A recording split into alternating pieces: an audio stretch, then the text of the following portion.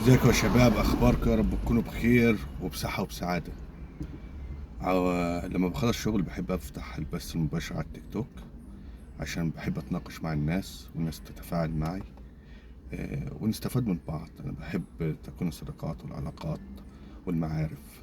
يعني انا ممكن يعني رحت قابلت صديق عرفته على الفيسبوك في دبي، وقابلت ناس كتير في اوروبا عرفتهم على الفيسبوك، في اشخاص اصدقاء يعني لحد الان. فأي شخص يدخل حياتك، أيا كان نوع العلاقة، سواء صداقة أو معارف أو حتى علاقة عاطفية، فكلتا الحالتين أنت بتتعلم دروس حلوة. الناس بتبان عن حقيقتها، بيعرفك الشخص ده كويس أو وحش. فمع الوقت بتكتشف كل حاجة. تربية أمك وأبوك ليك مش كافية اللي أنت تتعامل مع جميع أنواع البشر اللي في الحياة. تمام. فأنت تتعامل بطيبة قلبك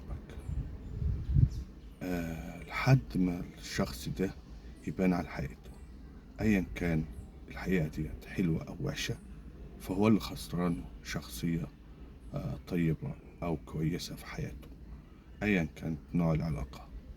فأنا أحب أقول لك، تربية أمك وأبوك مش كافية تتعامل مع جميع أنواع البشر. فكلتا الحالتين أنت بتستفاد من دروس كويسة جدا، سواء الصداقة ديت طلعت كويسة أو لأ، فأنت بتستفاد في كلتا الحالتين. سواء العلاقة العاطفية طلعت كويسة أو لأ، فأنت بتستفاد في كلتا الحالتين. فاوعى تزعل، اوعى تزعل على طيبتك، أو اوعى تزعل على حسن نيتك. فهم اللي خسرانين، فما تزعلش أبدا. تمام.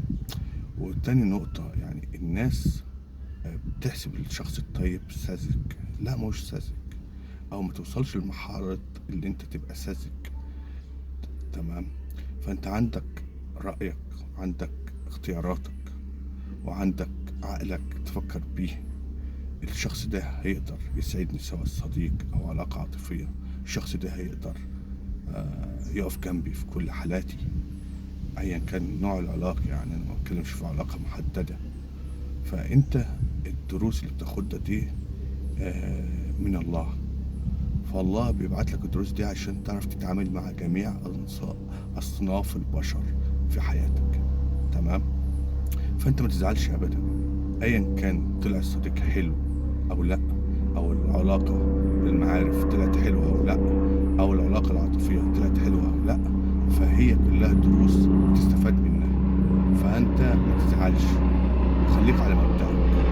أنت تعامل الناس كلها بأريحية وبطيبة قلبك لحد ما تبان على حقيقته. أصل البداية كلها بتبقى حلوة، سواء صداقة أو علاقة عاطفية. أيا كانت العلاقة، البداية بتبقى جميلة، كل واحد بيظهر على حقيقته بعدين. فالشخصيات اللي زي حالاتي كده، اللي هي بتتعامل بقلبها وبطيبتها، فهي ما بتتغيرش، وعزت نفسها وكرامتها فوق الكل. تمام. فأي علاقة ما تدكش قيمتك، انسحب منها، سواء صداقة أو علاقة عاطفية أو علاقة معارف. فالحياة بتديك دروس، واحمد ربنا اللي هي بتديك دروس وتعرفك على الناس. فربنا هيبعت لك الأشخاص الصح في الوقت الصح، أيا كان مكانهم على الكرة الأرضية. فالكرة الأرضية دلوقتي بقت كرة صغيرة. يعني أنا رحت قابلت ناس في دبي، رحت قابلت ناس في فرنسا، أول مرة أشوفهم في حياتي. رحت قابلت ناس في أسبانيا، لندن. تمام. ففي ناس حقيقية، مش شرط طريقة التعارف. تمام. سواء صداقة أو أيا كانت العلاقة، مش شرط طريقة التعارف فين، المهم الناس تكون حقيقية. تمام. فما تزعلش، وعيش حياتك واستمتع. واستنوني في اللايف النهاردة، عشان بحب أتناقش وبحب أكون صداقات كتير. سلام.